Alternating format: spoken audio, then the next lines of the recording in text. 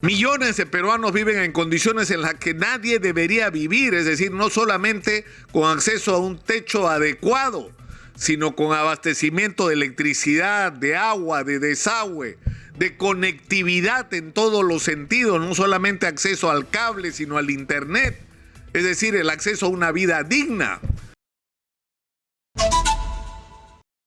Estamos en el Perú en una situación particularmente complicada, porque se ha repetido hasta el cansancio de que tenemos un contexto en el cual nos agobian los efectos de la pandemia, cuyas consecuencias no terminamos de pagar aún. Y por el otro lado tenemos que enfrentar una crisis internacional que implica, entre otras cosas, que suba el precio de los combustibles y que suban los insumos de los productos alimenticios que son básicos para la canasta familiar en el Perú. Y esto requeriría de una manera de conducir las cosas en el país, una manera de hacer política que nos permita enfrentar esta crisis de la manera más inteligente para que el impacto, que va a ser inevitable, como está ocurriendo en diversas partes del mundo, nos permita resistir ese impacto y superarlo. Con la ventaja que tenemos sobre otros países, que tenemos a nuestro favor recursos extraordinarios que el mercado mundial necesita. No solo los que vienen de la minería, porque hay que hablar en el Perú de la minería todos los días hasta que se entienda lo importante que es esta actividad para el presente, pero sobre todo para el futuro del país, porque de ahí tienen que salir los recursos con los que vamos a construir ese nuevo Perú distinto al que tenemos hoy. Sino que tenemos además la pesca, tenemos la agricultura y tenemos un potencial que cuando la actividad turística, por ejemplo, se reactive en el mundo, estemos preparados para multiplicar por varias veces lo que estamos haciendo en ese terreno.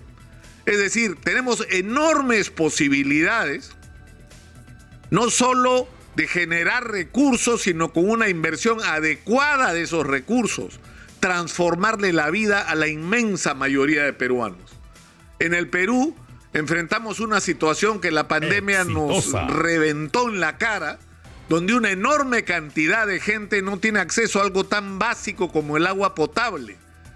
Y ha quedado en evidencia que los políticos que se sucedieron en el gobierno en las últimas décadas nos mintieron, porque nos dijeron que en algún momento que el problema del agua estaba resuelto, agua para todos.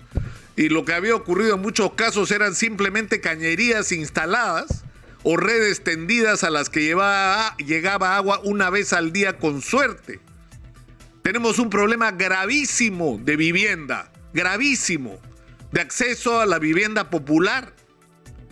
Millones de peruanos viven en condiciones en las que nadie debería vivir, es decir, no solamente con acceso a un techo adecuado, sino con abastecimiento de electricidad, de agua, de desagüe, de conectividad en todos los sentidos, no solamente acceso al cable, sino al internet, es decir, el acceso a una vida digna. Tenemos un país donde en la agricultura hay muchísimo que hacer, en un país donde, como me decía hace algunos años un ingeniero chino que construía presas, yo no entiendo por qué los peruanos lloran porque hay sequía y lloran porque llueve demasiado y no son capaces de construir represas para no llorar cuando llegue el agua, sino celebrarlo porque lo van a almacenar y la agricultura va a dejar de ser estacional y deberían estar ocupándose de eso, y esa agua les va a dar agua potable y les va a dar agua para la agricultura y les va a dar agua para la minería si quieren, y si quieren para la producción de energía eléctrica. Tienen un privilegio sobre otros países. Pero ¿qué es lo que está pasando en el Perú hoy? Es decir, tenemos una agenda extraordinaria de cosas para hacer. A estas alturas de crecimiento económico de décadas deberíamos estar viviendo en otro país. Y esa oportunidad está planteada hoy. El presidente Castillo vino con la promesa de que todo iba a cambiar, que en el Perú, que no iba a haber más pobres en un país rico. Y lo que estamos viviendo lamentablemente es que eso no está ocurriendo, porque una de las lacras que ha impedido que seamos el país que deberíamos ser es la ineficiencia y la corrupción del aparato del Estado, que continúan. Pero no solamente eso, sino la necesidad de que para que esa transformación se produzca no solamente hay que tener objetivos claros como país de qué diablos queremos hacer y qué papel cumple cada actividad en nuestro proyecto nacional que no tenemos o en todo caso no compartimos porque no estamos todos mirando a objetivos comunes que sin importar las ideologías lo queremos lograr o los queremos lograr todos juntos, sino que seguimos con un aparato del Estado que es una vergüenza, que se construye en sus instancias de decisión en base al dedo y no en base a la selección de las personas más calificadas, en base a la meritocracia. No tenemos un aparato del Estado meritocrático, sino dedocrático. Y eso es una tragedia nacional. Y el problema es que cuando hoy se está discutiendo en este ambiente tan tóxico que si la vacancia, que no tiene votos en el Congreso, porque en el Perú todo pasa por el Congreso, que si el presidente renuncia, no va a renunciar, porque no quiere renunciar.